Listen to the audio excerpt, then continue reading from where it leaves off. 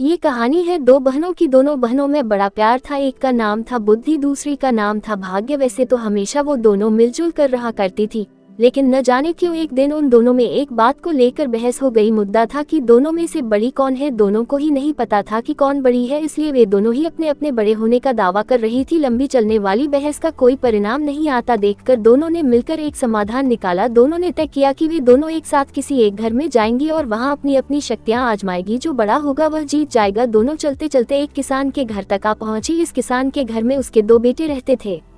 दोनों ही किसी परीक्षा की तैयारी कर रहे थे। दोनों बहनों ने तय किया कि वे दोनों एक एक भाई को अपनी शक्तियां देगी और जिसकी भी शक्तियों की मदद से जो भाई परीक्षा में अच्छे से पास हो जाएगा उस बहन की शक्तियां और वह बहन बड़ी साबित हो जाएगी। बुद्धि ने अपनी शक्ति किसान के बड़े बेटे को और भाग्य ने छोटे बेटे को दी। अब बड़े बेटे को बुद्धि की कृपा की वजह से पढ़ाई में काफी मन लगता, इसलिए वो घंटों तक पढ़ता रहता। किसान का छोटा बेटा जिसके ऊपर भाग्य ने अपनी कृपा बरसाई थी वो बिल्कुल पढ़ता नहीं था। जल्द ही वो दिन भी आ गया जब बड़े भाई और फिर छोटे भाई की परीक्षा होनी थी। बड़ा भाई जिस पर बुद्धि की कृपा थी, उसने जब अपना पेपर देखा तो बदनसीबी से सभी वही सवाल आए थे जो उसने पढ़े नहीं थे या वो पढ़ नहीं पाया था। अगले दिन भाग्य की कृपा के साथ छोटा भाई परीक्षा देने गया।